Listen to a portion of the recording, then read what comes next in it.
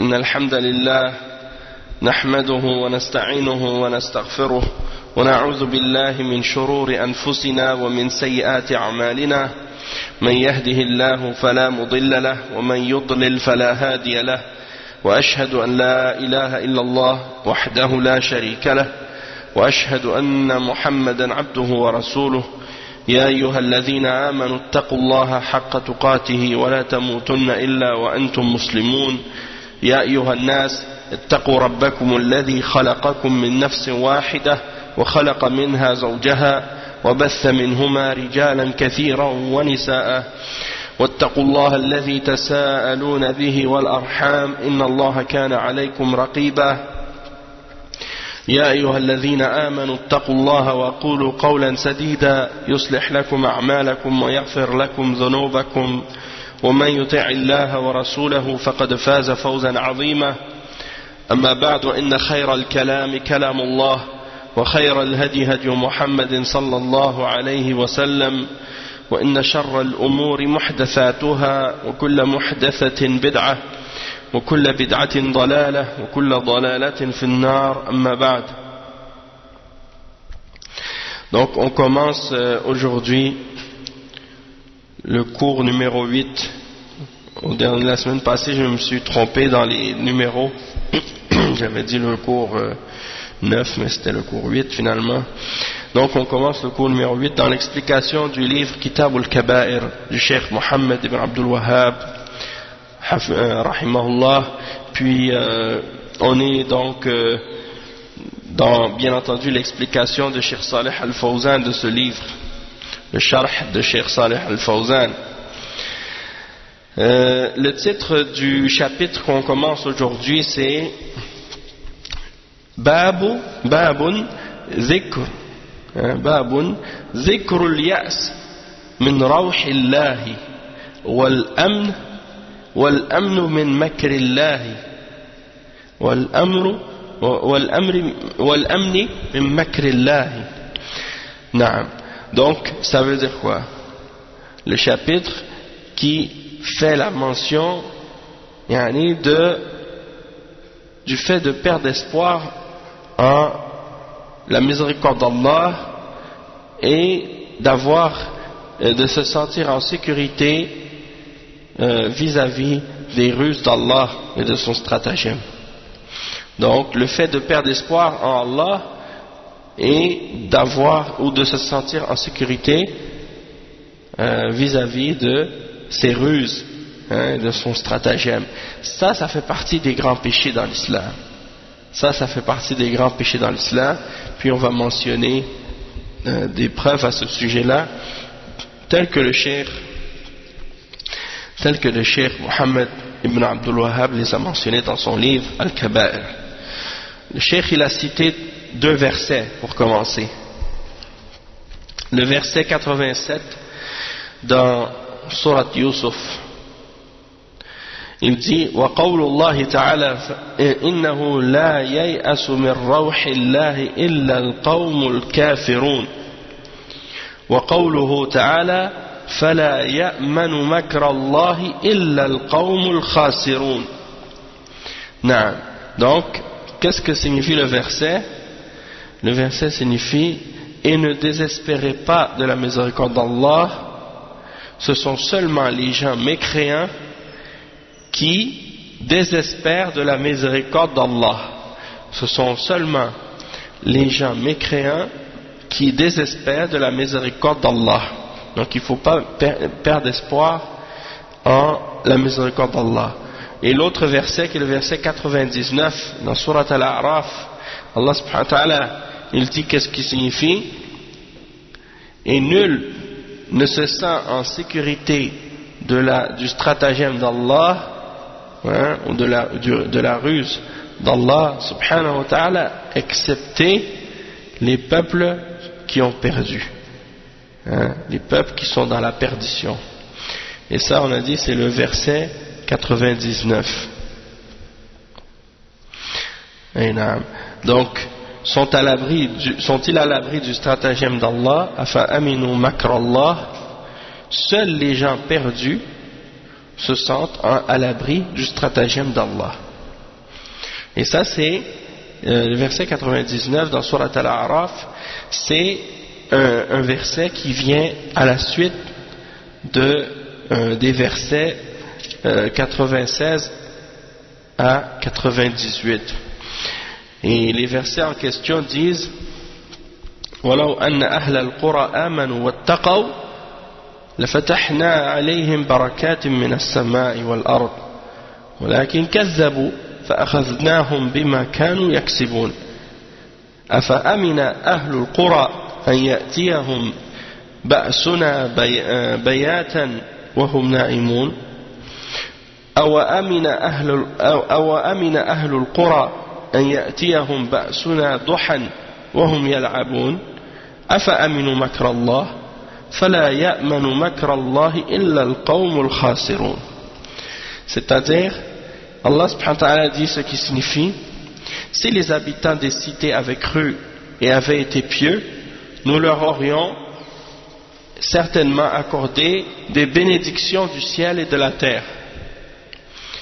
Mais ils ont démenti, c'est-à-dire ils ont renié, et nous les avons donc saisis pour ce qu'ils avaient acquis.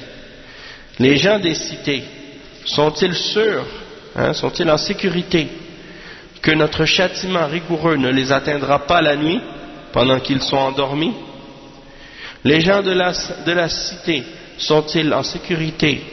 Sont-ils sûrs, ou se sentent-ils en sécurité que notre châtiment rigoureux ne les atteindra pas le jour pendant qu'ils s'amusent?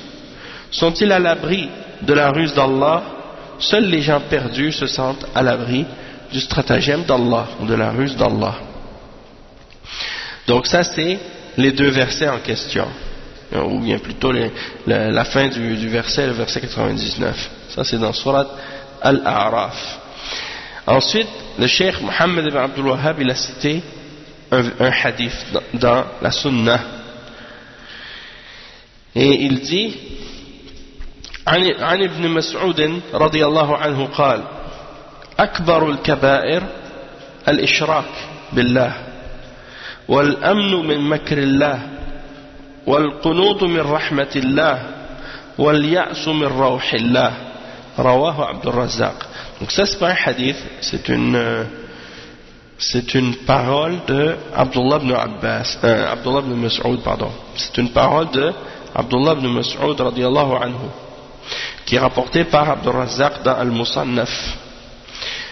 Et il dit: wa akhrajahu ibn Abi Hatim an ibn Abbas radiyallahu anhuma marfu'an wa lafzuhu su'ila ma al-kaba'ir faqala al-ishraku billah wal-amnu min makrillah wal-ya'su min rawhillah. Naam. Donc cette parole de Abdullah ibn Mas'ud, c'est quoi? C'est que le plus grand des grands péchés, c'est le shirk avec Allah, c'est-à-dire le fait d'associer avec Allah subhanahu wa ta'ala. Ensuite, al-amnu min makrillah, c'est-à-dire de se sentir en sécurité vis-à-vis de la ruse d'Allah, de son stratagème. Wal-qunutu min rahmatillah, c'est-à-dire de perdre espoir en la miséricorde d'Allah. Wal-ya'su min rawhillah. Donc c'est ça, de perdre espoir en la miséricorde d'Allah. Et ça c'est rapporté par Al-Musannaf de l'imam, dans Al-Musannaf de l'imam Abd al-Razzaq as-San'ani. Et il est également rapporté selon Ibn Abi Hatim dans son tafsir. Et il dit que c'est selon Ibn Abbas qu'il a rapporté du prophète sallallahu alayhi wa sallam, qu'il a dit: on a demandé quels sont les kaba'ir, qu'est-ce que les kaba'ir? Et il a répondu: c'est al-ishraku billah, c'est-à-dire de faire le shirk avec Allah, c'est-à-dire d'adorer autre avec Allah, ou d'autres que Allah. Ensuite il a dit: wal amnu min makrillah, c'est-à-dire de se sentir de se sentir en sécurité par rapport au stratagème d'Allah. Wal ya'su min rawhillah, c'est-à-dire de perdre l'espoir en la miséricorde d'Allah.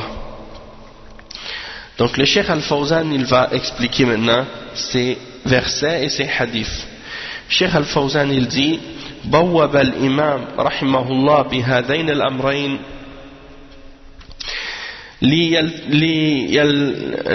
ليلفت الانتباه إلى أنهما من الكبائر، وأن من ينزع إلى القنوط تماما كالذي ينزع إلى الأمن من مكره سبحانه وتعالى،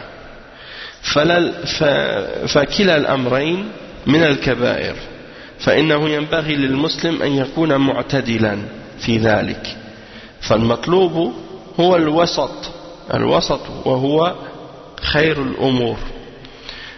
Donc le cheikh il dit que l'imam Muhammad ibn Abdul Wahhab rahimahullah, il a mentionné, comme dans ce chapitre, il a fait ce chapitre en mentionnant ces deux choses: le fait de se sentir de perdre l'espoir en la miséricorde d'Allah et de se sentir en sécurité vis-à-vis de la ruse d'Allah. Et il a mentionné ça dans ce chapitre, il a mis ce chapitre dans le but de prendre notre attention du fait que ces choses-là font partie des grands péchés, et que ce qu'on peut tirer du désespoir, c'est la même chose que qu'est-ce qui peut être tiré ou qui peut tirer vers le fait de se sentir en sécurité de la ruse d'Allah subhanahu wa ta'ala.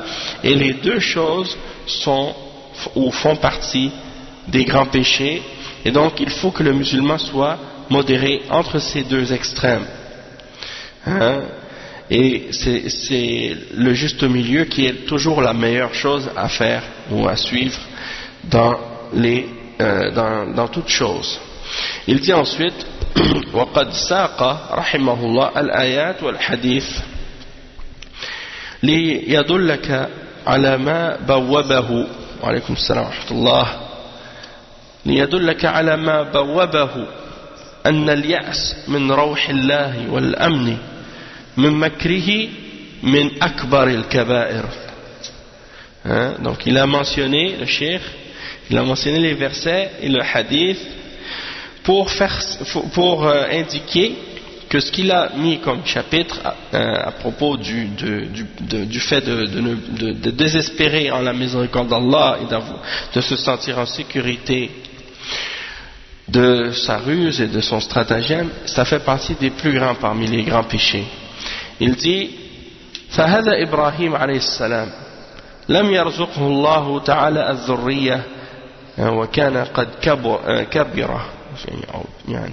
كبر إلا أنه لم يقنط من رحمة الله إلى أن جاءته الملائكة وبشرته بالولد، فبشروه بإسماعيل ثم بإسحاق ثم من بعده يعقوب عليه الصلاة والسلام. قال تعالى في ذلك: وبشروه بغلام عليم، وهذا إسحاق. وفي آية أخرى قال: فبشرناه بغلام حليم، وهذا إسماعيل عليه الصلاة والسلام. جاءته بشارتان، ولكن لما بشروه قال أبشرتموني على أن مسني الكبر فبم تبشرون؟ قالوا: بشرناك بالحق فلا تكن من القانطين. قال: ومن يقنط من رحمة ربه إلا الضالون. فهو لم ييأس من رحمة الله، وهذا هو الشاهد، مع كبر سنه، لأنه قد عاش ووصل إلى هذا العمر، إلا أنه كان يحيا على الرجاء والأمل ولم يقنط من رحمة الله. فقوله قال: أبشرتموني على أن مسني الكبر، وهو من باب التعجب لا من باب اليأس. Donc le cheikh il dit: Ibrahim, Allah lui avait pas donné d'enfant, hein, et il était devenu très vieux. Et malgré son âge, il n'a jamais perdu l'espoir en la miséricorde d'Allah. Jusqu'à ce que des anges lui viennent lui annoncer la bonne nouvelle qu'il allait avoir un fils. Alors ils lui ont annoncé qu'il allait avoir Ismaïl. Puis ensuite, Ishaq. Et après il allait avoir Yaqub. Hein, c'est dans sa progéniture. Alayhi salam. Et donc, Allah subhanahu wa ta'ala il mentionne dans le verset 28, dans Surat al-Dhariyat, et nous lui avons annoncé la bonne nouvelle d'un enfant savant, hein, un enfant qui aura du savoir. Ça c'était Ishaq. Et dans un autre verset, le verset 101 dans Surat As-Saffat, de Birulamin Halim, Fabasharnahu Birulamin Halim, ça dit qui est doux, qui est posé, qui est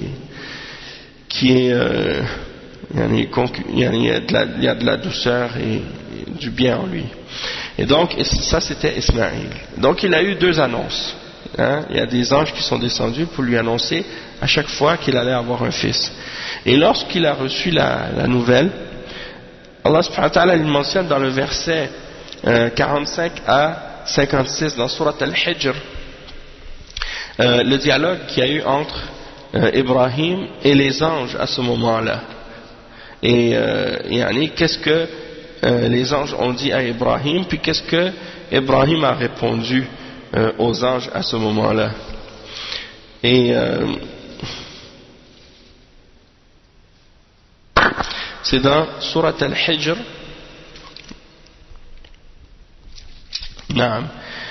Donc ça dit, Allah subhanahu wa ta'ala il mentionne ce qui signifie.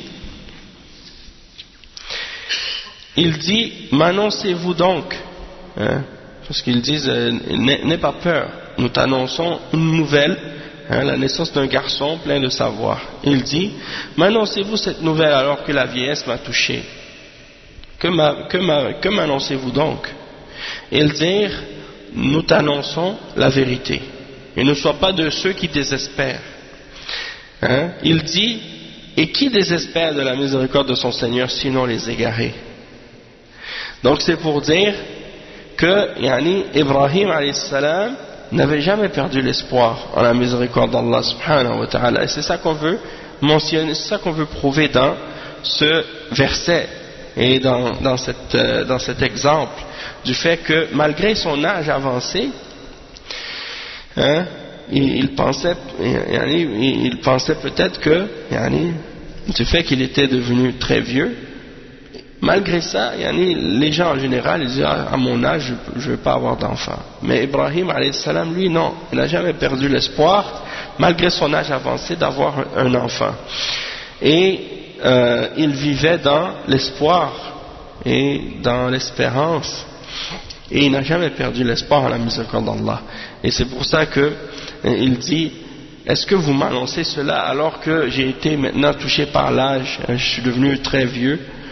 Il n'a pas dit ça dans le sens qu'il avait un doute, hein, ou qu'il avait perdu l'espoir, mais dans le sens qu'il était étonné que ça vienne à cet âge-là.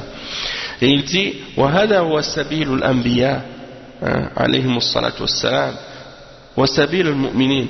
On a vu au dernier cours l'exemple avec Yaqub alayhi salam, lorsque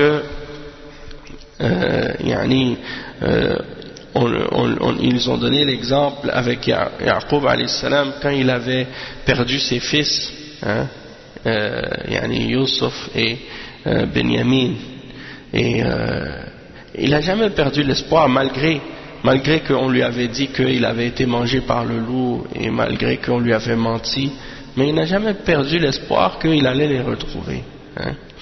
Et donc on a vu ça au dernier cours. Donc ici c'est la même chose. Le cheikh il dit, c'est ça l'exemple et le chemin des prophètes alayhimus salam, et c'est la voie aussi des croyants.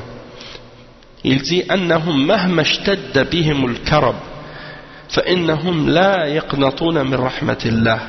Donc peu importe la difficulté des malheurs qu'ils subissent, ils ne perdent jamais l'espoir en la miséricorde d'Allah. في حين أنه وللأسف هناك الكثير من الناس في وقتنا هذا يعيشون على خلاف هذا السبيل. الذي صار عليه الأنبياء عليهم الصلاة والسلام فتراهم يقولون إن الإسلام قد قضي عليه وإن المسلمين لا طاقة لهم بقتال الكفار الذين ملكوا الدنيا فهم يملكون الأسلحة الفتاكة متناسين أن الإسلام له رب ينتصر له وأن الدنيا دول وأن الله مع المتقين وأن العاقبة كذلك للمتقين وأنه مهما أوتي الكفار من قوة فإنهم إلى زوال وأن الإسلام دين الله هو الباقي وأن المسلمين باقون بحول الله وقوته ولهم العاقبة في الدنيا والآخرة. Donc le cheikh il dit, et ça c'est la voix des prophètes comme on a dit, ils perdent jamais l'espoir. Et malgré que tu vois aujourd'hui malheureusement beaucoup de gens à notre époque qui vivent contraire, d'une façon qui est contraire à la voix de ces prophètes et de ces croyants, hein, que suivaient ils contredisent l'exemple et la voix des prophètes dans cette question de mettre leur espoir en Allah. Et donc il dit, tu vois que aujourd'hui, subhanallah, tu les entends, tu les vois, ils disent, ah l'islam ça y est, l'islam c'est fini, c'est-à-dire ils ont réussi à détruire l'islam, hein, les ennemis de l'islam ont réussi à finir l'islam et à écraser l'islam, surtout avec qu'est-ce qui se passe actuellement, avec toute l'image sale, hein, qu'on essaie de donner à l'islam, avec le terrorisme et avec tout ce qui se passe dans les médias, les actes terroristes de la part de certains groupes d'égarement. Donc les gens disent, ah ça y est maintenant, les gens vont jamais vouloir savoir rien de l'islam, et l'islam ça y est, personne n'a plus confiance aux musulmans, des choses de ce genre. Et le cheikh ils disent que les musulmans ça y est, ils ont été dépassés par l'Occident, ils ont été dépassés par les kuffars les kuffars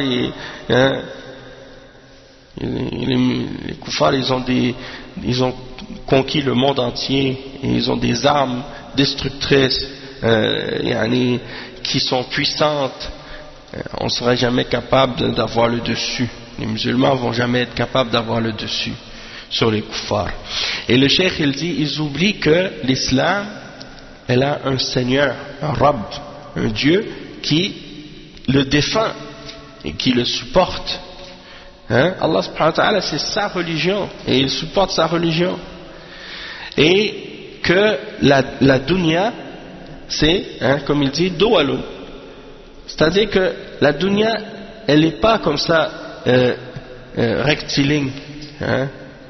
Comme si l'histoire là elle s'en va pas comme ça en ligne droite, c'est ça, ça monte, ça descend, ça monte, ça descend, aujourd'hui tu es en haut, demain tu es en bas, hein, c'est comme ça, c'est pas comme toujours en ligne droite là, comme hein, un chemin plat.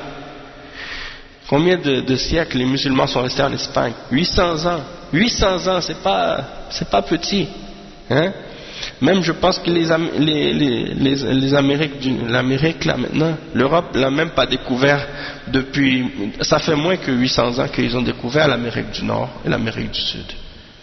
Ça fait moins que 800 ans. Les musulmans sont restés les musulmans sont restés en Espagne plus longtemps que cette période, hein, avant d'être, hein, battus, avant d'être expulsés. Donc c'est pour dire, l'histoire c'est comme ça, il y a des hauts, il y a des bas, il y a des hauts, il y a des bas. Donc il ne faut pas perdre l'espoir en la miséricorde d'Allah. Le cheikh il dit, parce que Allah est avec les pieux, et Allah est avec, hein, la bonne conclusion est avec les pieux, c'est-à-dire ceux qui auront la bonne fin, la fin joyeuse et victorieuse et bonne, ce sont les croyants, ceux qui ont la piété, qui obéissent à Allah, qui s'écartent des choses interdites. Et il dit, peu importe ce que les kuffars peuvent avoir reçu comme force, hein, bien ils vont pas durer, ils vont pas être capables de durer éternellement comme ça. Il y a eu des peuples dans le passé qui étaient encore plus puissants, et regardez aujourd'hui, quand on regarde sur la terre, on trouve plus de traces de ces puissances là. Regardez les pyramides d'Égypte, Hein? C'était des pharaons qui avaient des armées qui étaient puissants sur la terre. Aujourd'hui, tu vas là-bas, tu trouves des ruines et du sable. Hein? Plus rien. Où est-ce qu'ils sont aujourd'hui? Hein? Allah il nous mentionne ça dans le Coran. Qul siru fil ard fanzuru. Hein? Allez sur la terre et regardez qu'est-ce qui est arrivé, hein, à ceux qui étaient là avant. Qu'est-ce qu'ils sont devenus aujourd'hui? Donc, les grandes puissances aujourd'hui, demain, on ne sait pas qu'est-ce qui va leur arriver. Et c'est pour dire, peu importe, la bonne conclusion était pour les pieux. Et donc le cheikh il dit que l'islam c'est la religion d'Allah et elle va rester. Peu importe, même si aujourd'hui il lui donne des difficultés aux musulmans, il donne difficultés à l'islam et aux musulmans, et que aujourd'hui tu vois que les musulmans dans les médias et l'islam on essaie de faire peur aux gens à propos de cette religion, puis de faire fuir les gens de cette religion, mais malgré tout ça va changer, tout ça va se retourner contre eux, et c'est toujours l'islam qui aura le dessus, et c'est toujours l'islam qui va être gagnant et qui sera victorieux, et les gens vont continuer à se convertir à cette religion et à faire en sorte que cette religion s'agrandisse de plus en plus, et que les musulmans deviennent de plus en plus nombreux et de plus en plus pieux, Inch'Allah. Et donc le cheikh il dit, les musulmans vont rester par la puissance d'Allah et par sa force, et c'est eux qui auront la bonne conclusion dans cette vie d'ici-bas et dans l'au-delà. Dans cette vie d'ici-bas et dans l'au-delà. Allah subhanahu wa ta'ala dit inna lanansuru rusulana walladhina amanu fil hayati dunya wa yawma yaqumul ashhad. On va donner la victoire. Allah subhanahu wa ta'ala dit on va donner la victoire aux croyants. Lanansuru rusulana, à nos messagers, walladhina amanu, et aux croyants dans cette vie d'ici-bas. Fi dunya inna lanansuru rusulana walladhina amanu fil hayati dunya, dans la vie d'ici-bas, wa yawma yaqumul ashhad, et au jour de la résurrection, le jour où se tiendront les témoins. Et après il dit fala yanbaghi lil muslim an yaqnut min rahmatillah idha ma ra'a hadhihi al ahwal wa hadhihi al fitan al azima bal yanbaghi أن يعظم رجاءه بالله وأن يثق بوعده سبحانه وتعالى. Le cheikh dit il ne faut pas que le musulman perde l'espoir en Allah quand il voit la situation actuelle et les problèmes que les musulmans dans lesquels ils sont, et les différentes fitan, les grandes fitan dans lesquelles on vit. Au contraire, il faut qu'il augmente, et que il augmente d'espérance en Allah et d'espoir en Allah, et que son espoir en Allah s'agrandisse encore plus, et qu'il ait encore plus confiance en la promesse d'Allah subhanahu wa ta'ala. Et c'est ça que les jeunes musulmans ils doivent comprendre actuellement, parce qu'il y en a malheureusement des jeunes qui aiment l'islam, et ils ont un attachement fort à l'islam, et ils aiment l'islam dans leur cœur, et quand ils voient qu'est-ce qui se passe dans les médias, et qu'est-ce qui se passe dans le monde, et comment par exemple les musulmans sont dans des situations parfois d'agression, d'oppression, de difficultés, ils subissent toutes sortes de difficultés dans le monde, et puis ils voient ça, puis ils disent on doit faire quelque chose, il faut faire quelque chose. Et étant donné qu'ils ne savent pas quoi faire, parce qu'ils n'ont pas de science, et ils n'ont pas cherché à apprendre leur religion correctement avec les ulama de l'islam, donc ils cherchent par n'importe quel moyen qu'est-ce qu'ils peuvent faire, puis ils sortent avec des solutions qu'ils ont inventées eux-mêmes, et c'est là que tu les vois tomber dans l'extrémisme, dans le terrorisme et dans des choses de ce genre. Ils pensent qu'en faisant ces actes de vengeance, de violence, ils vont redonner à l'islam sa force et sa puissance et son honneur, alors qu'au contraire, en agissant ainsi, ils ne font que augmenter l'humiliation et la gêne et l'éloignement des gens de l'islam. Donc la solution c'est pas de faire ça, mais c'est plutôt, comme le cheikh il explique, de mettre notre confiance en Allah subhanahu wa ta'ala, d'augmenter notre espoir en Allah subhanahu wa ta'ala en se rapprochant d'Allah par premièrement la connaissance de l'islam, du Coran et de la Sunna, du tawhid, et des principes de la aqidah et des règles de la religion, en s'écartant du haram, en faisant ce que Allah nous ordonne et en respectant nos engagements et nos paroles et en restant honnête, et puis en mettant notre confiance en Allah, et la conclusion et la bonne fin appartiendra aux pieux. Le cheikh il dit وهكذا ينبغي أن يكون حال المؤمن دائما فالمسلمون اليوم وإن كانوا في حالة ضعف وعدوهم في حالة قوة ولا يقدرون على قتاله فإنهم ينتظرون اليوم الذي تدور فيه الدائرة على الكفار ويحصل النصر للإسلام والمسلمين وذلك على الله وما ذلك على الله بعزيز. Ça c'est important. Allah subhanahu wa ta'ala, il nous éprouve, il nous met à l'épreuve par la puissance, par la force et par la faiblesse aussi. Quelqu'un par exemple qui vivait à l'époque où les musulmans étaient puissants et forts dans l'histoire, eh bien Allah éprouvait les musulmans dans cette période-là par toutes sortes d'épreuves du fait qu'ils avaient la puissance et la force et qu'ils avaient des avancements sur tous les plans. Il ne faut pas penser que c'est juste une grâce et que c'est juste du bien là-dedans. Il y a aussi un test pour les croyants.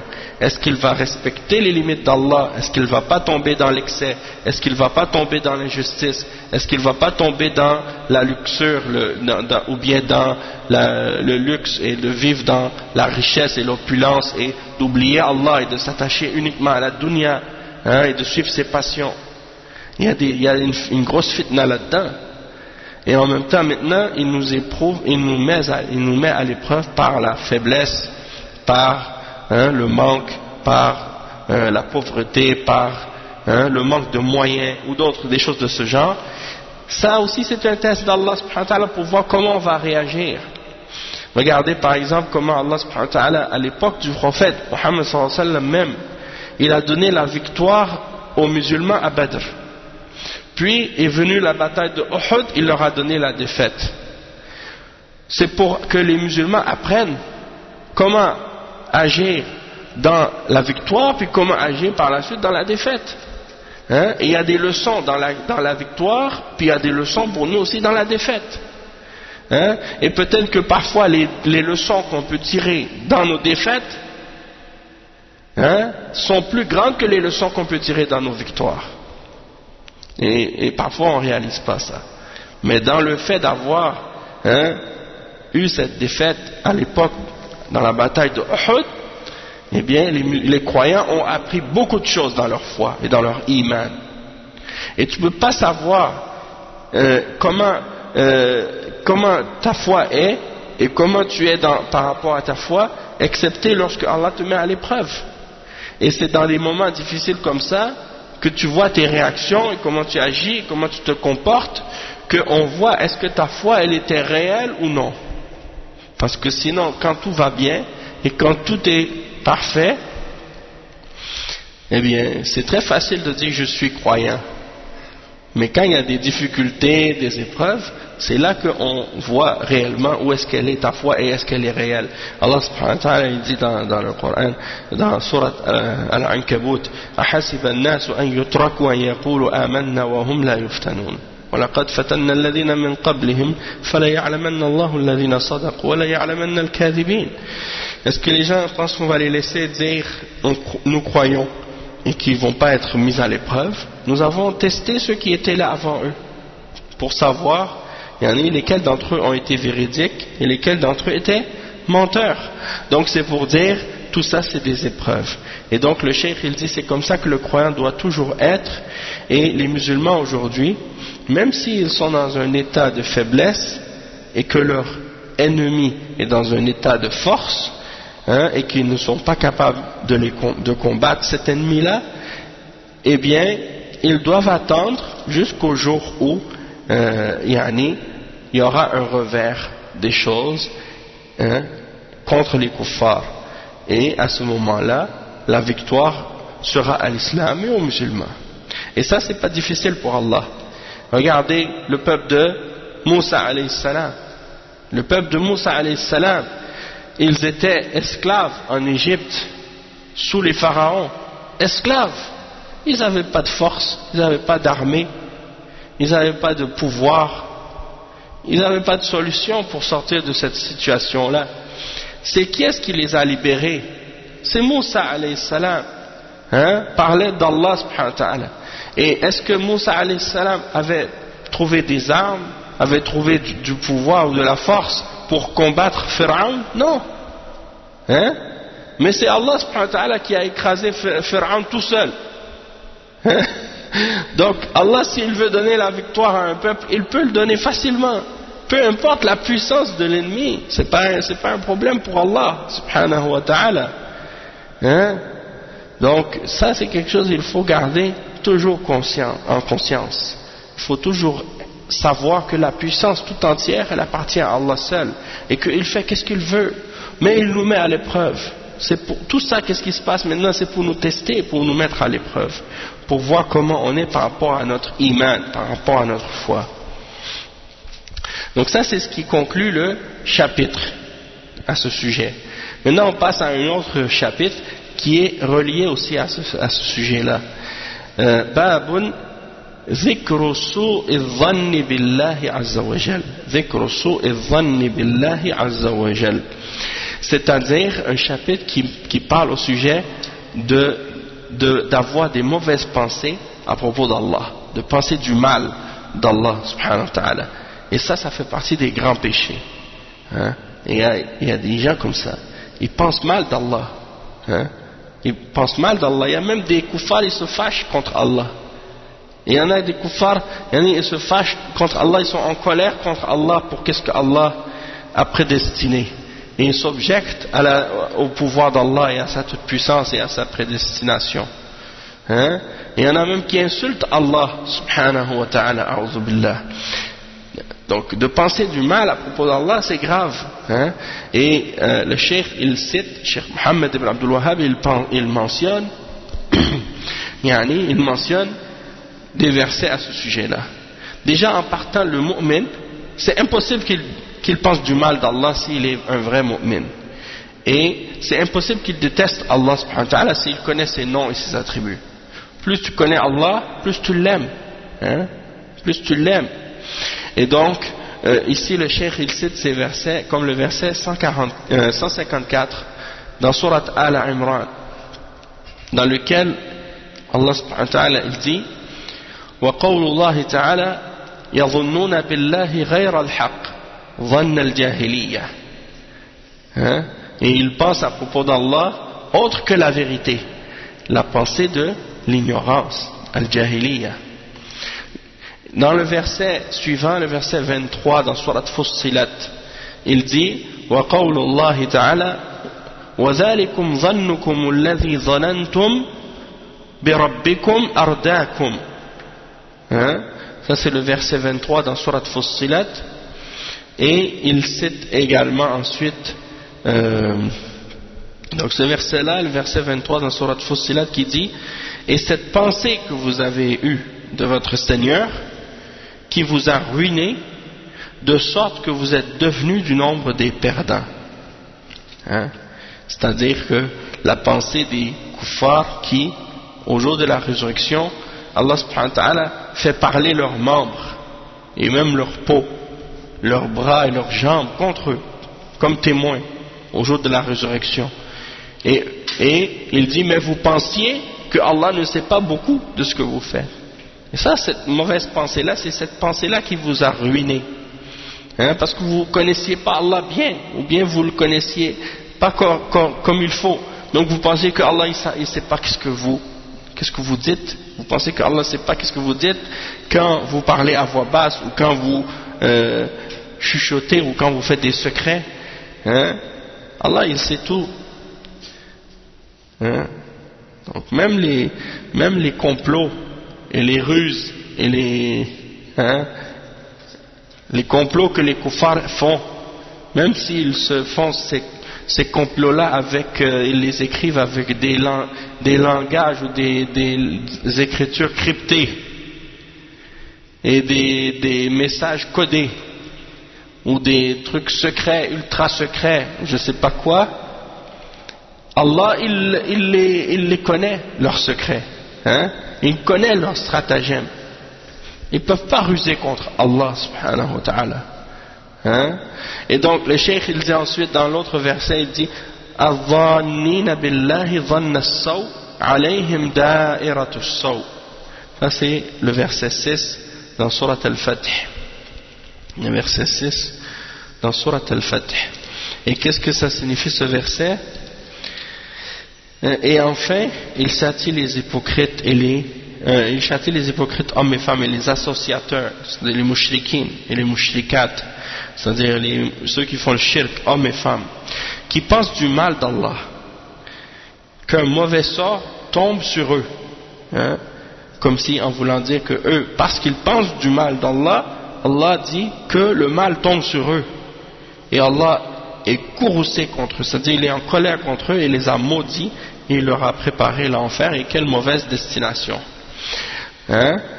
Et il mentionne aussi un hadith dans lequel le prophète sallallahu alayhi wa sallam a dit,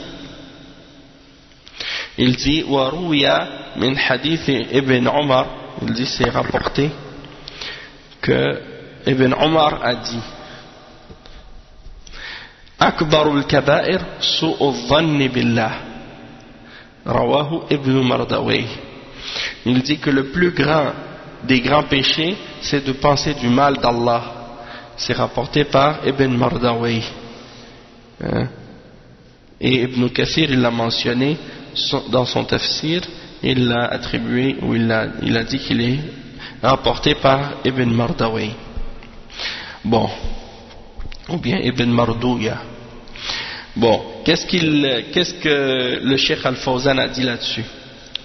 Il dit ومن الكبائر سوء الظن بالله عز وجل ومن ذلك عند الموت وقد قال صلى الله عليه وسلم لا يموتن أحدكم إلا وهو يحسن الظن بالله. Donc le cheikh il dit un des plus grands péchés c'est de penser du mal à propos d'Allah Azza wa Jal. Et il dit ça c'est surtout au moment de la mort. Il dit que le prophète sallallahu alayhi wa sallam a dit que nul d'entre vous ne meurt excepté qu'il pense du bien d'Allah. Et ça c'est rapporté par l'imam Muslim dans son Sahih selon Jabir ibn Abdullah. Il dit أما في حال الحياة فينبغي أن يوازن بين الخوف والرجاء فلا يغلب أحدهما على الآخر بعكس ما عند الموت فإنه يغلب الرجاء لأن وقت العمل قد انتهى فلا عمل فعليه أن يحسن الظن بالله عز وجل. Le cheikh il dit que pendant la vie, pendant que tu vis ta vie de tous les jours, tu dois rester équilibré entre la crainte et l'espoir, comme on l'a déjà expliqué. Tu ne vas pas donner plus d'importance à la crainte qu'à l'espoir ou à l'espoir qu'à la crainte. Tu dois rester dans le juste milieu. Contrairement au moment de la mort. Au moment de la mort, mets plus d'importance sur l'espoir. Parce qu'à ce moment-là, il n'y a plus d'action. Tu ne peux plus commencer à faire des actes d'adoration ou plus de bien au moment de ta mort. Donc concentre-toi sur avoir une bonne pensée à propos d'Allah subhanahu wa ta'ala. Il dit وقوله تعالى وذلكم ظنكم الذي ظننتم بربكم أرداكم. الخطاب في هذه الآية للكفار أي ظنكم أن الله لا يعلم كثيرا مما تعملون من الكفر والشرك فظنكم هذا أرداكم أي أهلككم فأصبحتم من الخاسرين بسبب سوء الظن بالله عز وجل بأنه لا يعلم ما يطلع ولا يطلع ولا يستجيب وهذا اعتداء منهم على حقه سبحانه وتعالى. Donc le cheikh il dit en ce qui concerne le verset 23 dans Surat Fussilat, il dit que ça c'est le verset qui dit et cette pensée que vous avez eue à propos de votre Seigneur, eh bien elle vous a ruiné, elle vous a fait périr. Il dit que ce verset là il s'adresse, Allah subhanahu wa ta'ala s'adresse aux kuffars dedans. Et juste pour remettre dans le contexte, ça commence dans le Coran, c'est dans Surat Fussilat, ça commence au verset 19. Ça commence au verset 19. Allah subhanahu wa ta'ala il dit وَيَوْمَ يُحْشَرُ أَعْدَاءُ اللَّهِ إِلَى النَّارِ فَهُمْ يُوزَعُونَ حَتَّى إِذَا مَا جَاءُوهَا شهد عليهم سمعهم وأبصارهم وجلودهم بما كانوا يعملون وقالوا لجلودهم لما شهدتم علينا قالوا أنطقنا الله الذي أنطق كل شيء وهو خلقكم أول مرة وإليه ترجعون وما كنتم تستترون أن تشهد عليكم سمعكم ولا أبصاركم ولا جلودكم ولكن ظننتم أن الله لا يعلم كثيرا مما تعملون وذلكم ظنكم الذي ظننتم بربكم أرداكم فأصبحتم من الخاسرين فإن يصبروا فالنار مثوى لهم وإن يستعتبوا فما هم من المعتبين. Donc qu'est-ce que ça signifie ces versets? Ça signifie et le jour où les ennemis d'Allah seront rassemblés en masse vers le feu, puis on les poussera dans sa direction. Alors quand ils y seront, leurs yeux et leur peau témoigneront contre eux de ce qu'ils œuvraient. C'est-à-dire tes yeux ils vont parler. Ton ouïe elle va parler, tes yeux vont parler et ta peau elle va témoigner contre toi, c'est-à-dire contre ceux-là, qu'Allah nous préserve de ça. Ça c'est Allah subhanahu wa ta'ala qui nous explique qu'est-ce qui va se passer ce jour-là, au jour de la résurrection. Comment, le détail du comment et comment des choses comme ça, est-ce qu'on peut imaginer ça? On ne peut pas l'imaginer. Mais on prend la parole d'Allah subhanahu wa ta'ala et qu'est-ce qu'il nous dit à propos de ça, tel qu'il nous le dit. Et on n'essaie pas de comprendre ou d'imaginer comment est-ce que les membres vont parler, comment la peau va parler et des choses de ce genre. La seule chose qui est importante, c'est de croire qu'ils vont parler et ils vont témoigner contre nous.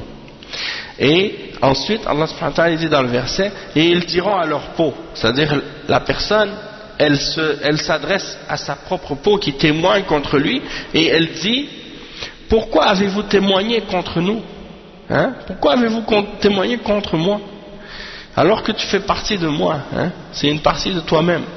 Elles diront c'est Allah qui nous a fait parler, lui qui fait parler toutes choses et c'est lui qui vous a créé une première fois et c'est vers lui que vous retournez.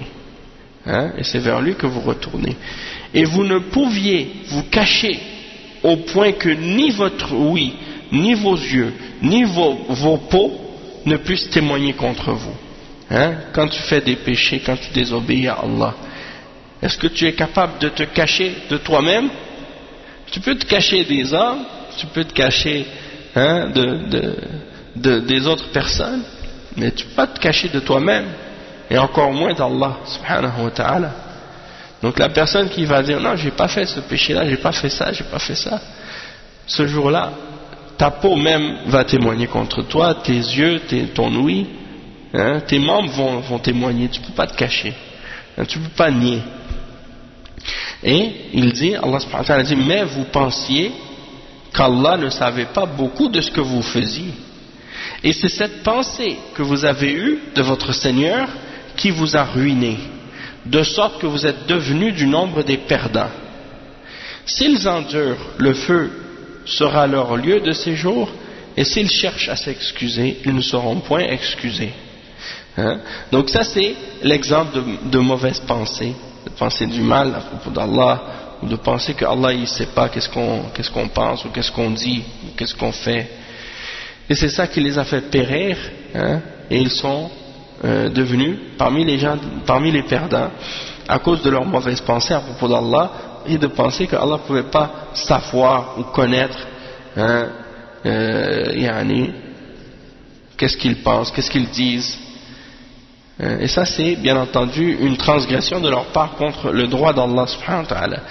Ensuite il mentionne un autre exemple, il dit وَقَوْلُهُ تَعَالَى الظَّنِّينَ بِاللَّهِ ظَنَّ السَّوْءِ عَلَيْهِمْ دَائِرَةُ السَّوْءِ وذلك عندما خرج النبي صلى الله عليه وسلم للغزو تخلف المنافقون ظنا منهم أنهم لا يرجعون كما قال تعالى بل ظننتم أن لن ينقلب الرسول والمؤمنون إلى أهلهم أبدا فلما عاد صلى الله عليه وسلم وأصحابه منتصرين ظافرين جاء المنافقون يعتذرون بقولهم يعني شغلتنا أموالنا وأهلنا فاستغفر لنا يقولون بألسنتهم ما ليس في قلوبهم ثم قال في آخر الآية بل كان الله بما تعملون خبيرا فهم يقولون إن الذي شغلهم وحبسهم عن الخروج مع الرسول صلى الله عليه وسلم الأموال والأولاد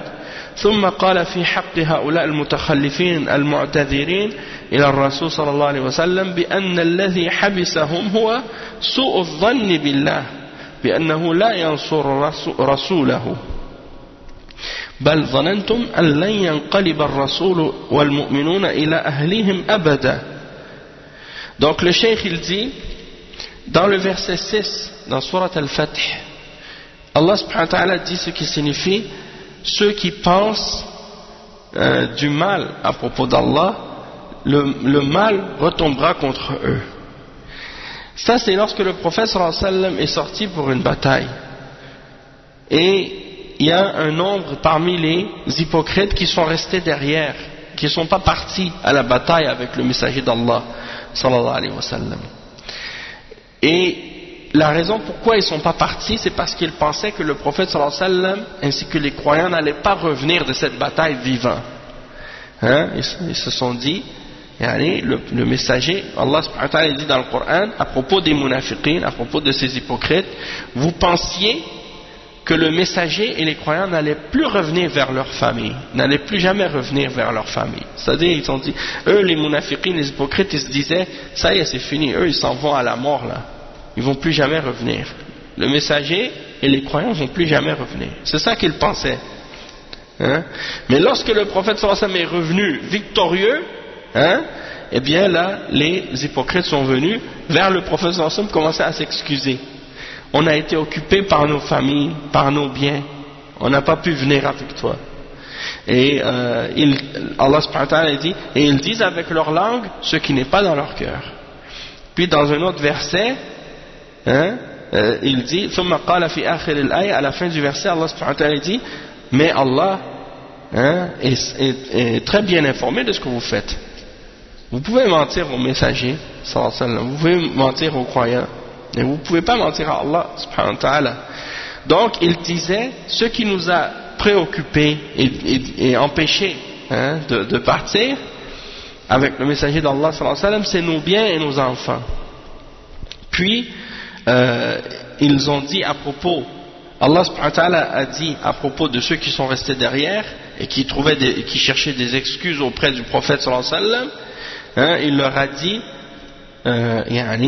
que ceux qui les avaient retenus pour de vrai, c'était pas leurs biens et leurs enfants, mais plutôt c'était leur mauvaise pensée d'Allah en disant qu'il pensait que le prophète sallallahu alayhi wa sallam n'allait pas avoir la victoire et qu'il n'allait plus jamais revenir.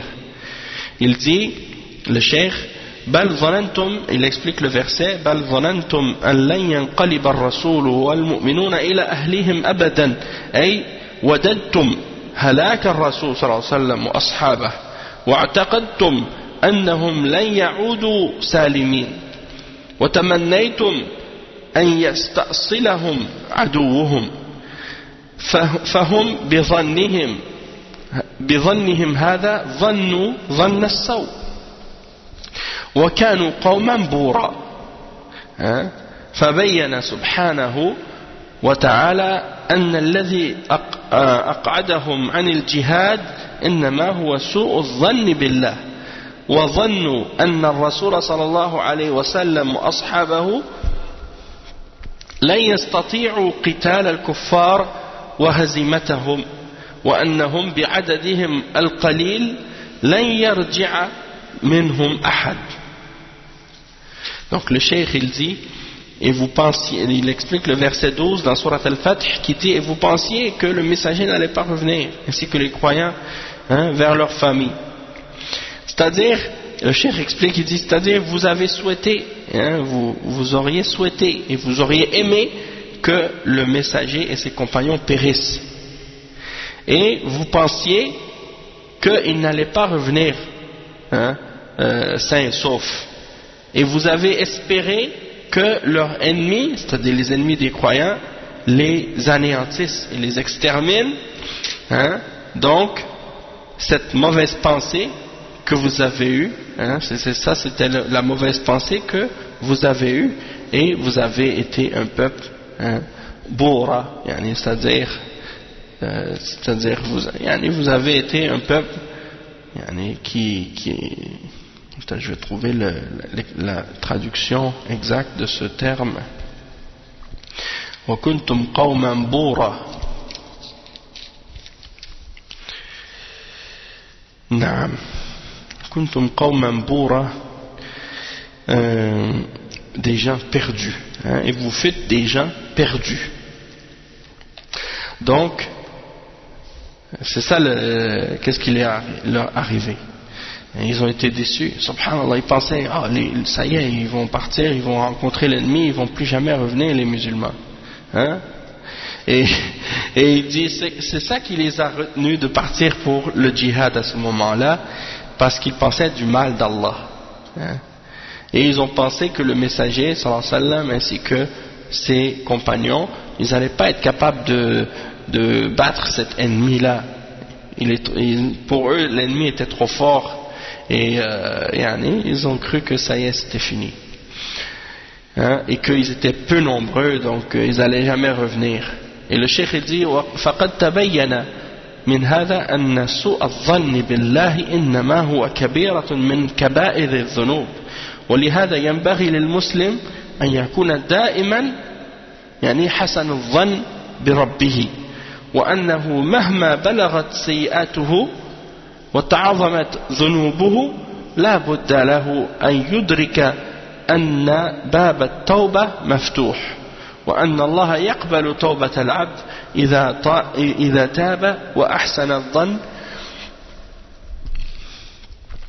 تاب وأحسن الظن به وأن الفرج قريب. وفي هذا الحديث التحذير من اليأس من رحمة الله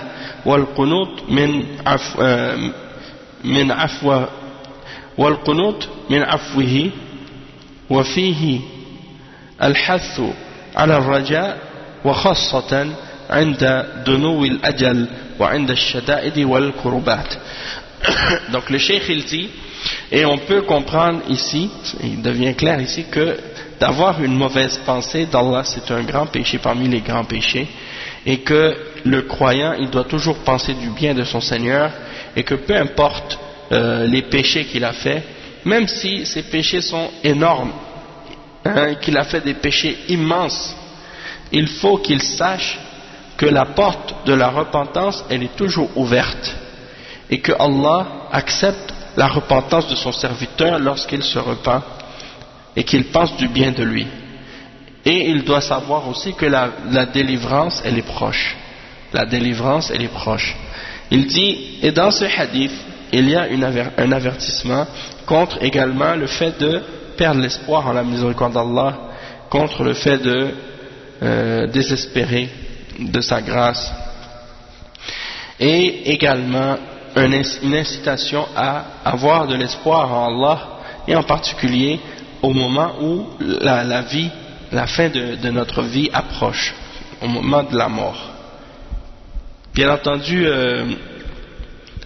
c'est pas dans tous les cas que, c'est-à-dire que il y a des gens qui meurent, ils s'y attendent à l'avance parce qu'ils savent, soit ils sont malades ou ils ont des situations, la vieillesse ou des choses comme ça, ils savent que le temps est proche, donc ils se préparent.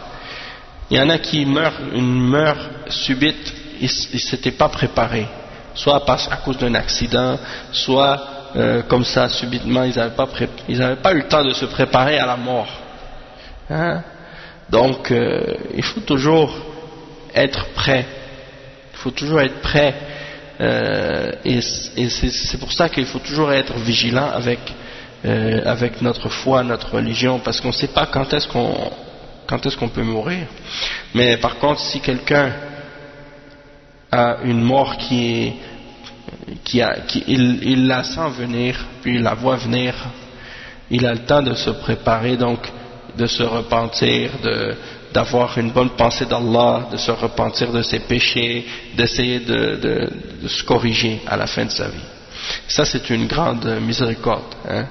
Et le cheikh, il dit aussi, c'est ça, que lorsqu'il y a des malheurs qui approchent aussi, tu dois augmenter ton espoir en Allah subhanahu wa ta'ala. Le cheikh, il met ensuite dans le chapitre, il a cité d'autres paroles du prophète sallallahu alayhi wa sallam. Il dit, عن جابر رضي الله عنه قال سمعت رسول الله صلى الله عليه وسلم يقول قبل وفاته بثلاث لا يموتن أحدكم إلا وهو يحسن الظن بالله أخرجاه. Donc le cheikh il dit, c'est rapporté selon Jabir qui dit, j'ai entendu le messager d'Allah sallallahu alayhi wa sallam dire 3 jours avant sa mort que nul d'entre vous ne meurt excepté qu'il pense du bien de son Seigneur, qu'il pense du bien d'Allah. Et ça c'est rapporté par Muslim, c'est rapporté par l'imam Muslim. Et il dit وزاد ابن أبي الدنيا فإن قوما أرادهم فإن قوما أرداهم سوء ظنهم بالله فقال تبارك وتعالى وذلكم ظنكم الذي ظننتم بربكم أرداكم فأصبحتم من الخاسرين. Il dit que Ibn Abi Dunya, un des savants de l'islam, il a rajouté à cette parole parce que il y a des gens qui ont été perdus, qui ont péri à cause de leurs mauvaises pensées à propos d'Allah. Puis il a cité le verset 23 dans Surat Fussilat, qu'on a lu tout à l'heure. Et il dit, le Cheikh Al-Fawzan, il explique ça, il dit وَمِنَ الْكَبَائِرِ يعني من الكبائر سوء الظن بالله وهذه الصفة إنما وصف الله بها المنافقين في غير ما آية وذكر أن الشيطان يدخل إلى بعض القلوب المريضة أن الله لا يريد الخير لعبده وأنه سيعذبه ولا يقبل توبته إلى غير ذلك من الوسواس التي يخذل بها بعض أصحاب القلوب المريضة فيقنط العبد من رحمة الله ويجعله ييأس من روح الله وهذا يعد كبيرة من كبائر الذنوب القلبية. Donc le cheikh il dit que parmi les grands péchés, donc de penser du mal à propos d'Allah, et cette caractéristique c'est ce que Allah subhanahu wa ta'ala a utilisé pour décrire les hypocrites dans plusieurs versets dans le Coran. Et également il mentionne que le shaitan il entre chez certains dans le cœur de certaines personnes qui ont le cœur malade, hein, il entre chez ceux qui ont un cœur malade, hein, que Allah ne veut pas du bien à son serviteur. C'est-à-dire le shaitan il vient à certaines personnes qui ont un cœur malade, hein, malade spirituellement, et il leur dit Allah il ne veut pas du bien pour toi, Allah il veut pas du bien pour toi, ou bien Allah il va te châtier, ou Allah va pas accepter ta repentance, ou d'autres parmi les fausses suggestions que le shaitan lui souffle. Et la personne donc à cause de ça, si elle a le cœur malade, elle va penser que Allah réellement ne va pas lui faire miséricorde, ou bien des choses de ce genre. Donc elle va commencer à désespérer en Allah, et ça c'est parmi les grands péchés du cœur, c'est parmi les grands péchés du cœur. Donc il ne faut pas écouter le shaitan, il ne faut pas écouter le shaitan. J'ai connu comme ça quelques frères, subhanallah, ils pensent toujours du mal d'Allah, comme ça, mais peut-être ils ne le réalisent même pas. Ils disent, j'ai pas de travail, ou j'ai un travail mais j'ai pas d'argent, ou j'ai pas de femme, peut-être qu'Allah il m'aime pas, hein? Peut-être que Allah il m'aime pas, je fais trop de péchés, ou des choses comme ça. Oui, c'est ça, ils se plaignent toujours des problèmes de la vie. Moi j'ai ça, pourquoi Allah il m'a maudit, Allah il m'a fait ci, tu vois, ils pensent toujours du mal. Allah il m'a châtié, Allah il m'a puni, Allah il m'a, et ça c'est pas bon de penser comme ça. Il faut toujours penser du bien et être optimiste et penser du bien d'Allah subhanahu wa ta'ala. Il dit, le cheikh, وَقَدْ وَصَفَ اللَّهُ بِهِ الْمُنَافِقِينَ وَالْكُفَّارِ. Cette caractéristique de ne pas avoir l'espoir en la miséricorde d'Allah, ça fait partie des descriptions que Allah a données aux hypocrites et aux mécréants. Allah subhanahu wa ta'ala il dit, يَظُنُّونَ بِاللَّهِ غَيْرَ الْحَقِّ ظَنَّ الْجَاهِلِيَّةِ. Verset 154 dans Surat Al-Imran, Allah subhanahu wa ta'ala il dit, ils pensent à propos d'Allah autre que la vérité, la pensée de l'ignorance. كما حصل في وقعة أحد ففيها اشتد الكرب على المسلمين حيث استشهد منهم عدد كبير وظن المنافقون أن هذه هي نهاية المسلمين وأن الله لن ينصر رسوله وأصحابه وأن الإسلام سينتهي فهذا ظنهم بالله وهو ظن الجاهلية. يقول تعالى في سورة الفتح ويعذب المنافقين والمنافقات والمشركين والمشركات الظانين بالله ظن السوء عليهم دائرة السوء وغضب الله عليهم ولعنهم وأعد لهم جهنم وساءت مصيرا. وقال سبحانه وتعالى بل ظننتم أن لن ينقلب الرسول والمؤمنون إلى أهليهم أبدا وزين ذلك في قلوبكم وظننتم ظن السوء وكنتم قوما بورا.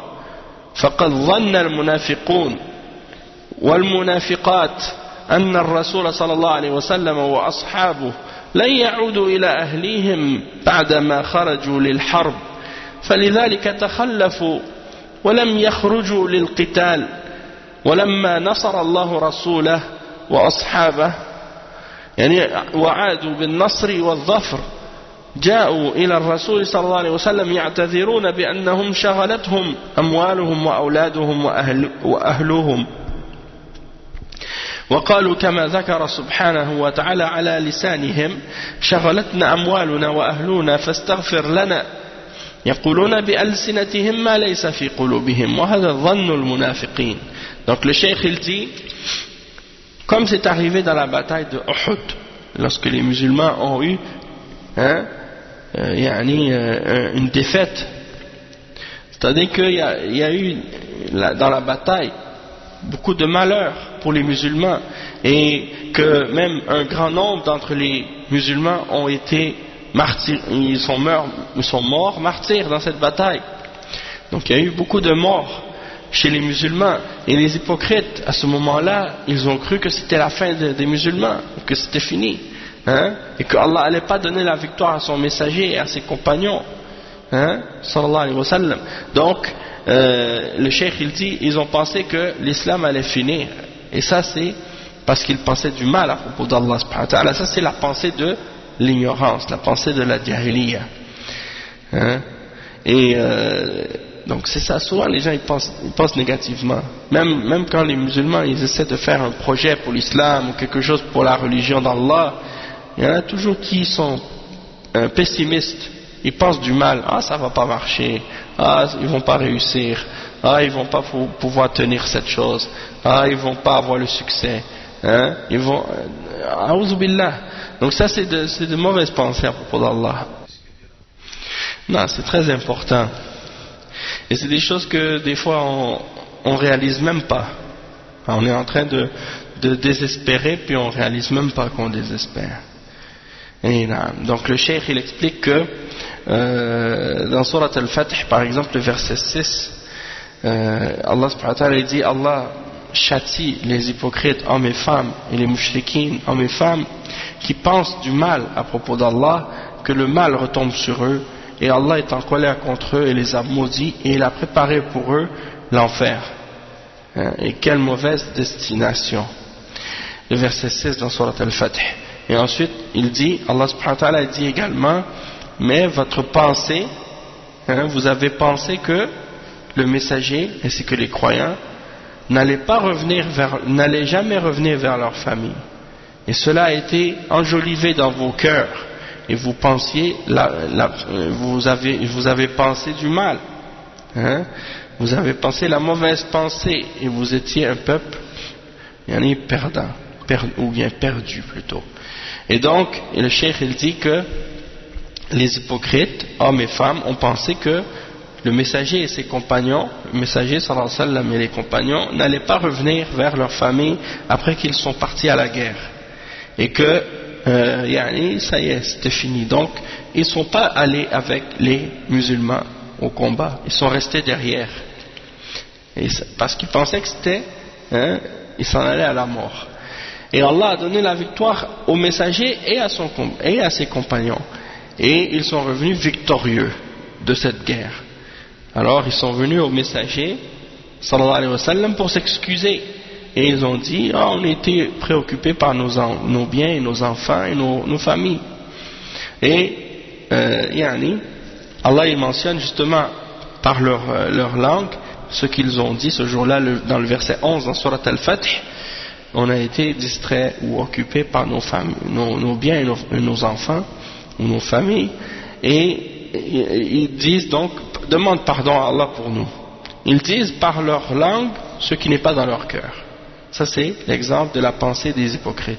Il dit وَأَمَّا الْمُؤْمِنْ فَإِنَّهُ يُحْسِنُ الظَّنَّ بِرَبِّهِ مهما بلغت الشدة فهو لا ييأس أبدا لعلمه بأن رحمة الله واسعة وأن هذا امتحان من الله له فهذا هو شأن المؤمن فإنه كلما اشتد به الكرب وعظم رجاؤه بالله عز وجل ولهذا قال صلى الله عليه وسلم واعلم أن النصر مع الصبر وأن الفرج مع الكرب وأن مع العسر يسرا وهكذا المؤمن دائما فهو يزداد ثقة بالله كلما اشتد به الكرب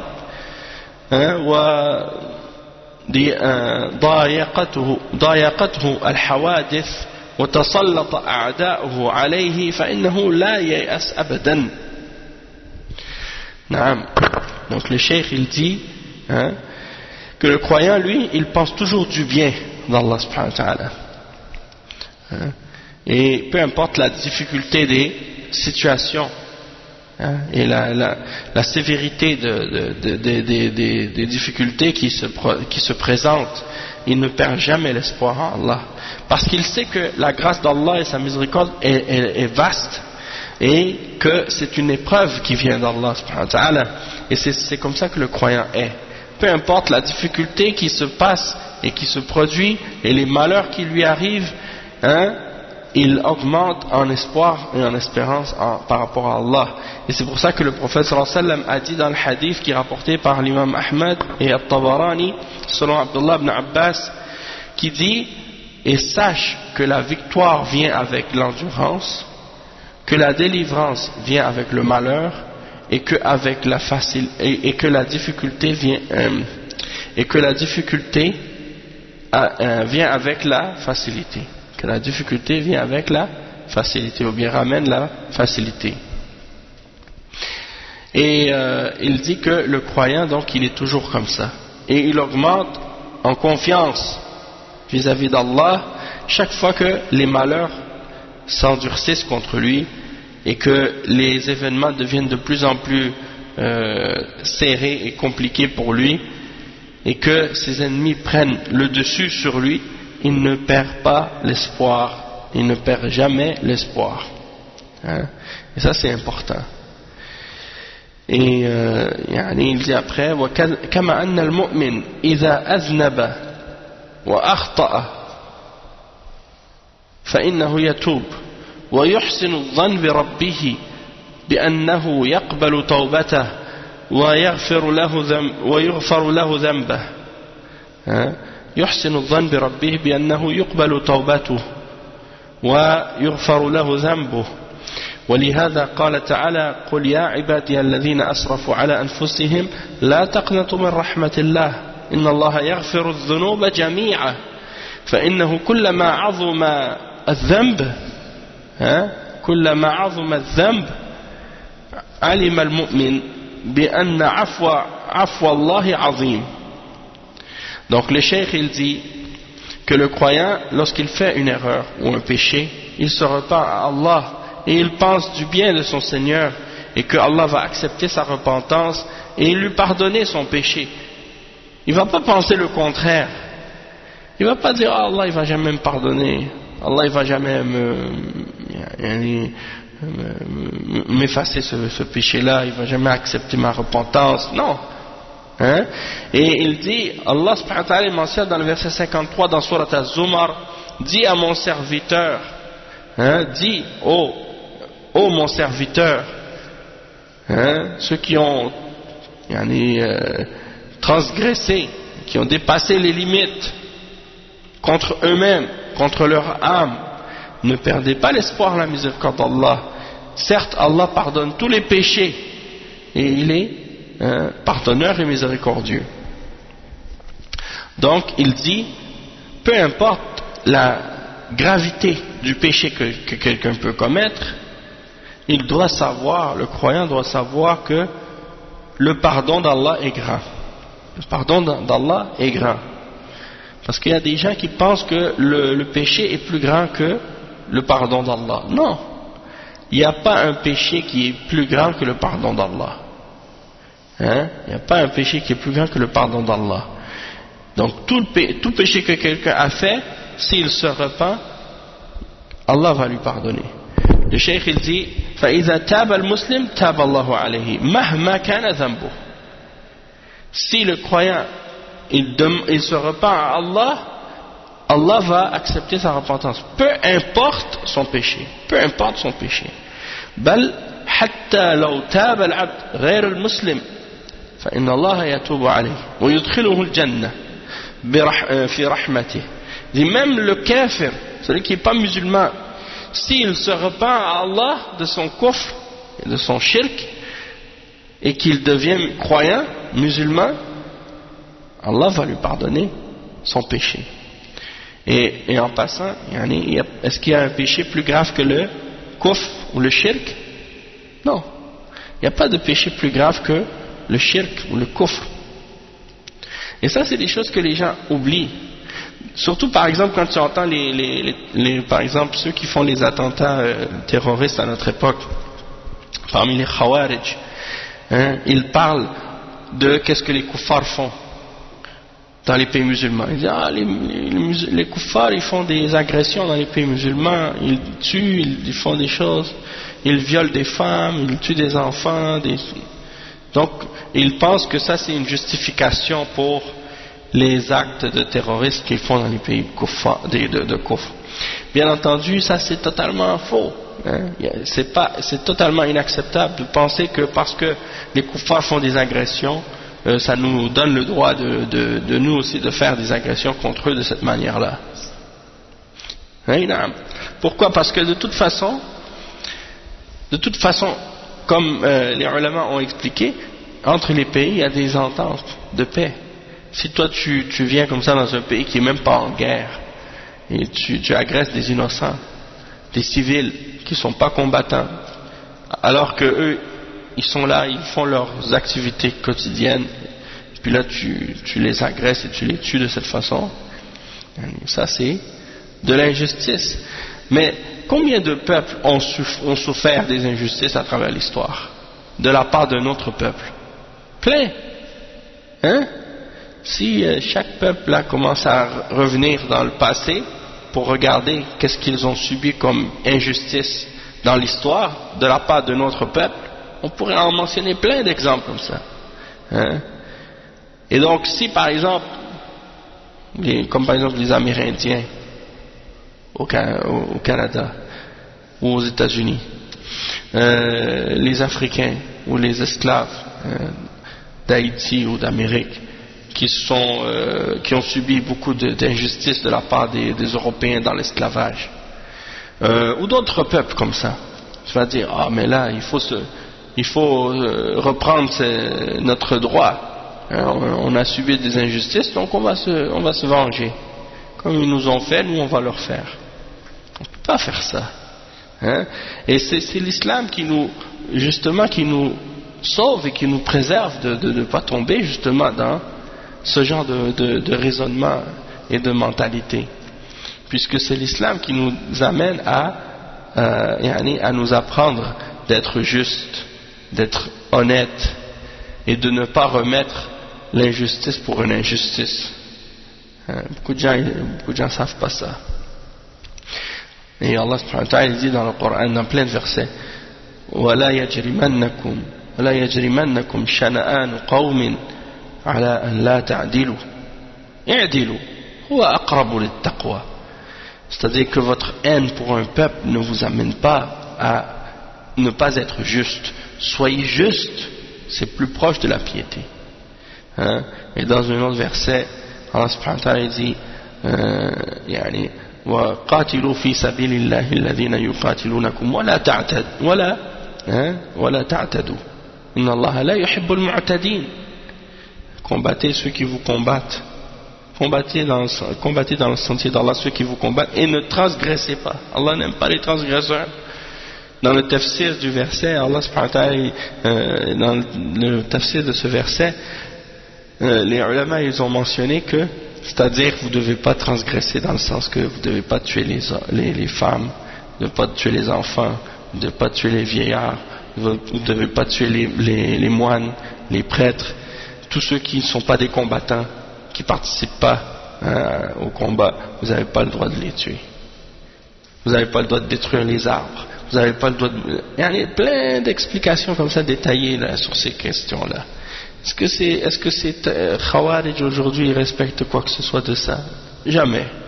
Mais pourtant, subhanallah, quand tu vois par exemple, tu leur demande à ces jeunes qui parlent comme ça, de façon émotive, qu'est-ce qui est plus grave parmi les péchés ou les égarements ou les choses mauvaises et les injustices que font les kuffars? Qu'est-ce qui est plus grave?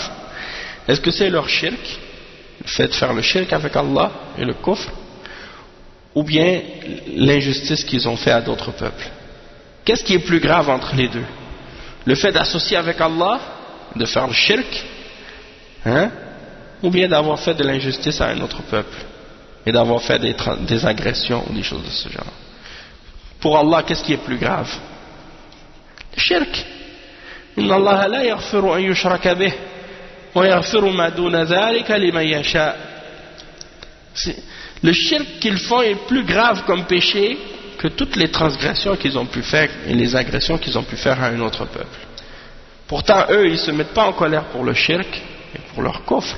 Ils se mettent en colère juste pour les agressions et ils prennent ça comme excuse pour eux-mêmes devenir transgresseurs. contre un autre peuple et de dépasser la limite d'Allah et de faire de l'injustice et de tuer les innocents. Ça aussi c'est une transgression, c'est une agression. Et en plus de se suicider, et ça c'est un autre crime, et un grand péché dans l'islam, de prendre sa propre vie. Et les ulama ont interdit de faire ça. Mais pour eux, étant donné que le tawhid c'est pas très important pour eux, ils ne comprennent pas la religion comme il faut. Allah musta'an. Ça ne veut pas dire que les agressions que les kuffars ou les injustices que les kuffars ont fait, ça ne veut pas dire que ça n'a pas d'importance pour nous.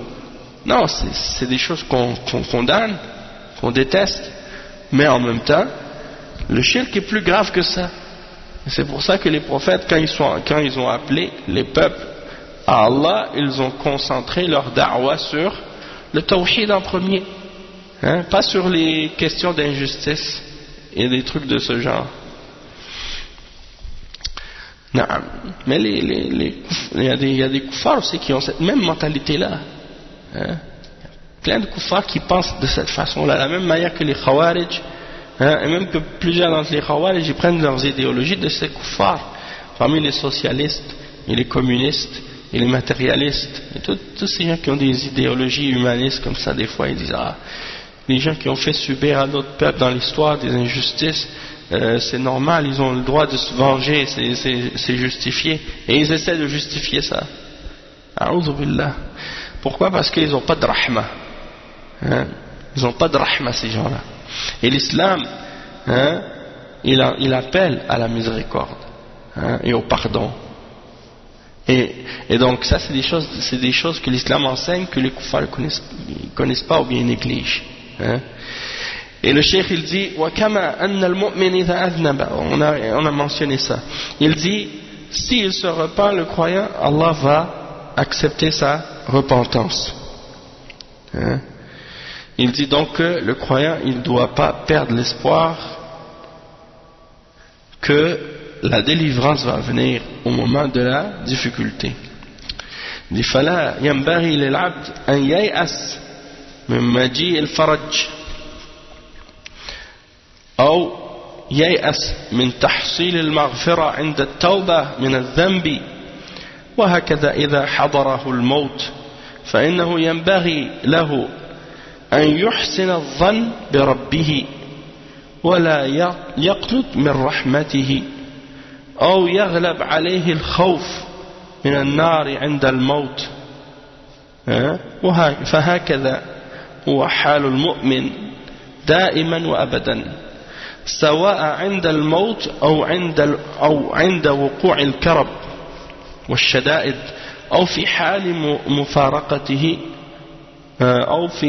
مفارقة بعد الذنوب، فعليه أن يجعل أمله بالله قويا.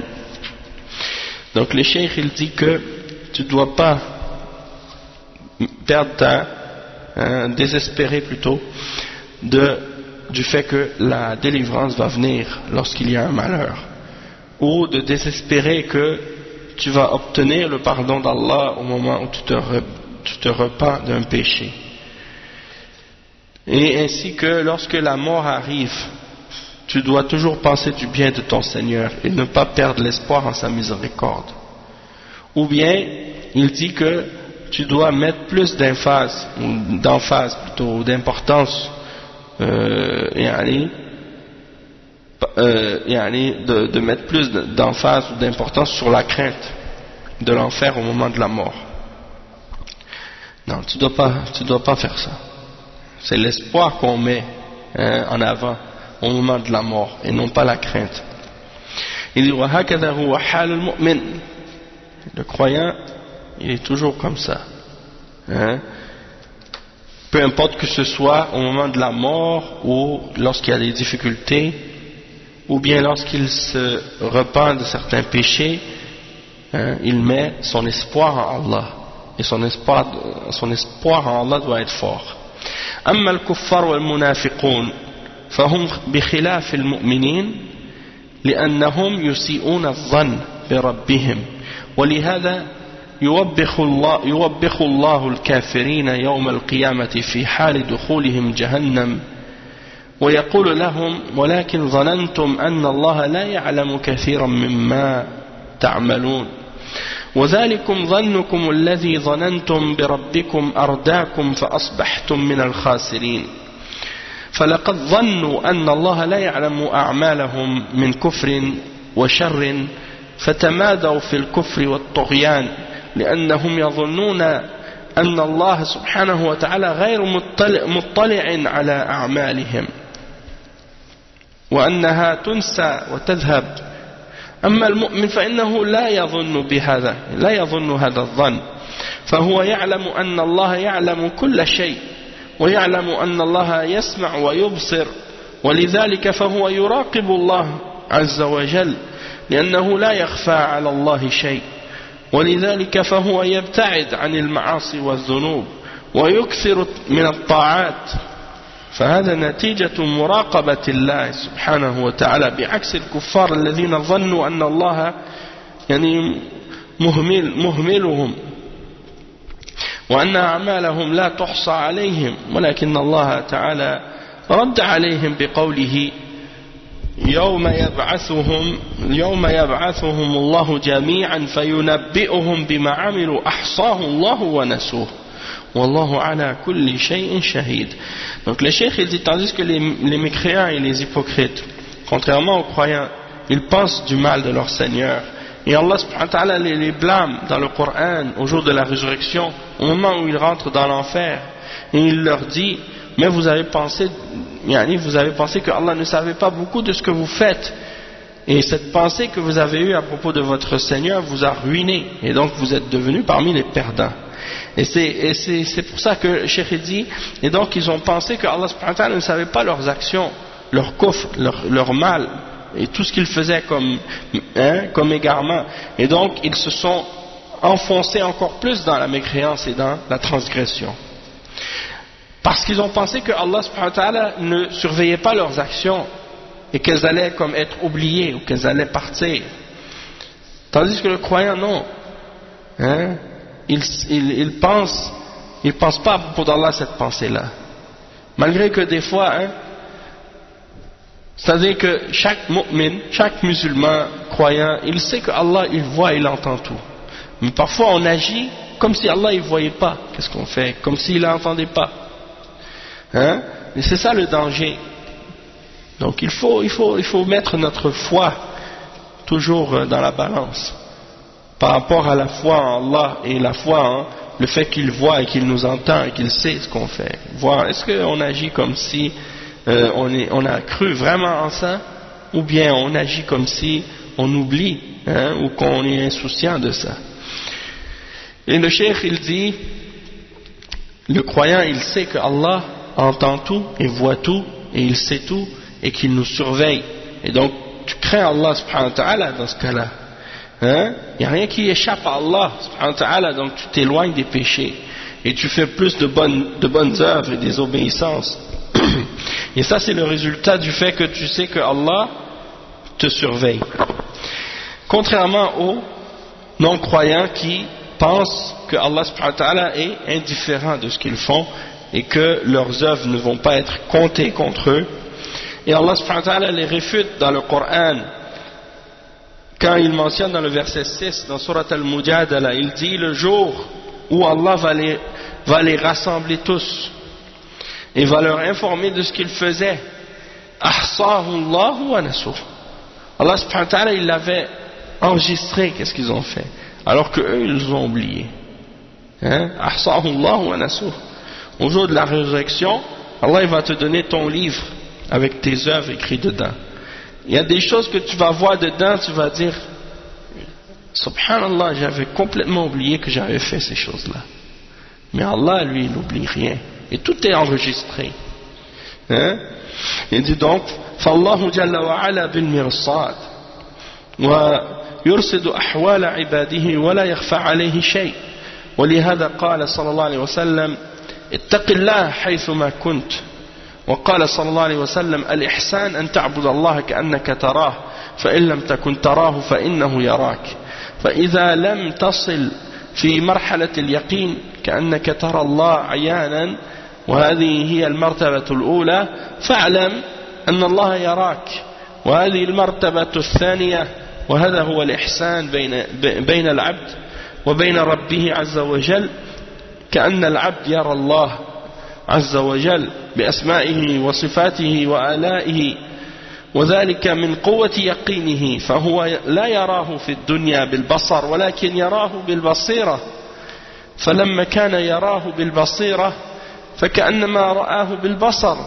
فإذا لم يبلغ هذه المرتبة فليعلم أن الله يراه، وهذا من الإحسان أيضا لكنه أقل من المرتبة الأولى. Et le cheikh il termine ce chapitre, ce point plutôt, cette parole, en disant que il n'y a rien qui échappe à Allah et Allah est aux aguets. Il connaît l'état de ses serviteurs. Et c'est pour ça que le prophète sallallahu alayhi wa sallam a dit crains Allah où que tu sois. Et qu'il a dit que al-ihsan, la bienfaisance ou l'excellence dans l'adoration, c'est que tu l'adores comme si tu le voyais. Et que si tu n'arrives pas à l'adorer comme si tu le voyais, lui il te voit. Et donc si tu n'arrives pas à atteindre le degré de certitude dans ta foi au point que tu adores Allah comme si tu le voyais avec tes yeux, et ça c'est le plus haut degré, eh bien dans ce cas-là sache que lui il te voit. Et ça c'est le degré second. Et donc al-ihsan entre le serviteur et son Seigneur, c'est que il adore Allah comme s'il le voyait, comme s'il voyait Allah par ses noms, par ses attributs, par ses bienfaits. Et ça c'est à cause de la force de sa certitude. Donc il ne le voit pas avec ses yeux dans la vie d'ici-bas, mais il le voit par sa clairvoyance, dans le sens que il est tellement convaincu d'Allah que c'est comme s'il le voyait avec ses yeux. Mais s'il n'est pas capable d'avoir ce niveau de certitude-là, alors dans ce cas-là, il adore Allah comme si Allah le voit. Il adore Allah en sachant que Allah le voit. Et ça, c'est un autre degré d'ihsan, même si c'est un degré plus bas que le premier, mais c'est quand même un des degrés de al-ihsan qui est très important. Et il termine le chapitre en disant, ou en citant le dernier hadith que le cheikh a mentionné, ولهما عن أبي هريرة رضي الله عنه مرفوعا قال الله تعالى أنا عند ظن عبدي بي.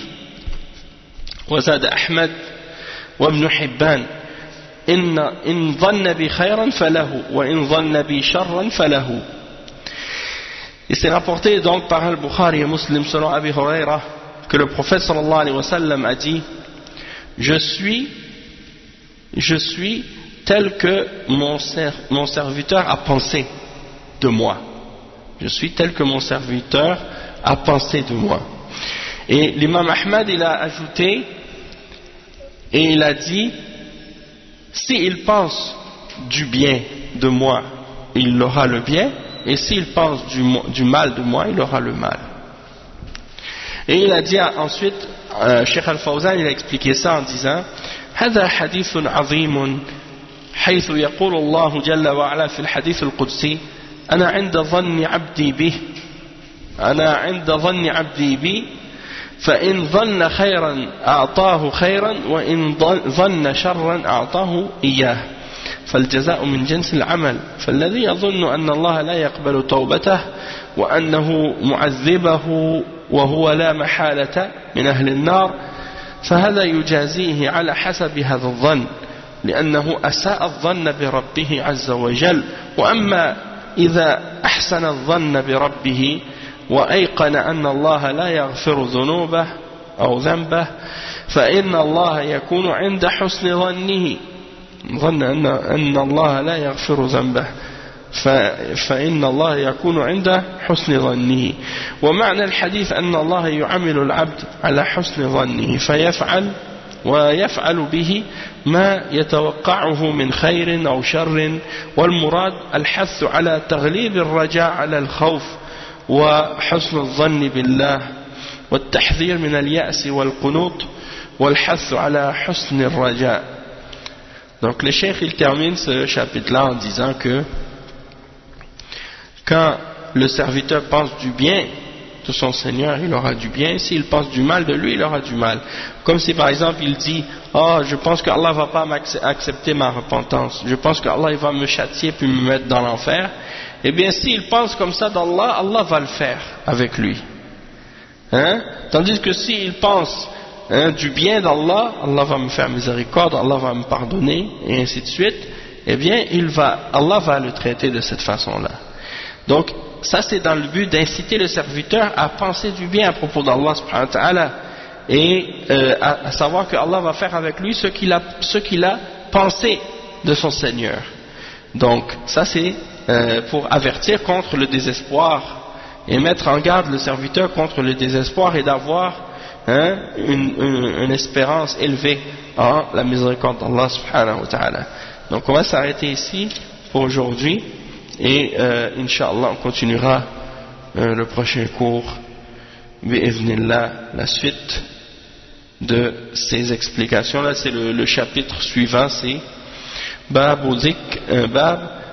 باب ذكر إرادة العلو والفساد. ذكر إرادة العلو والفساد, c'est-à-dire le fait de souhaiter d'être, de s'élever et de faire le désordre sur la terre. Donc ça c'est le chapitre suivant. On va parler de ça la semaine prochaine. C'est pas la semaine prochaine, comme j'avais expliqué, samedi et dimanche prochain je serai à Toronto, donc je serai pas là. C'est la semaine d'après, Inch'Allah, on se retrouvera bi'idhnillah. سبحانك اللهم وبحمدك أشهد أن لا إله إلا أنت أستغفرك وأتوب إليك وصلى الله وسلم على نبينا محمد وعلى آله وصحبه أجمعين والسلام عليكم ورحمة الله وبركاته.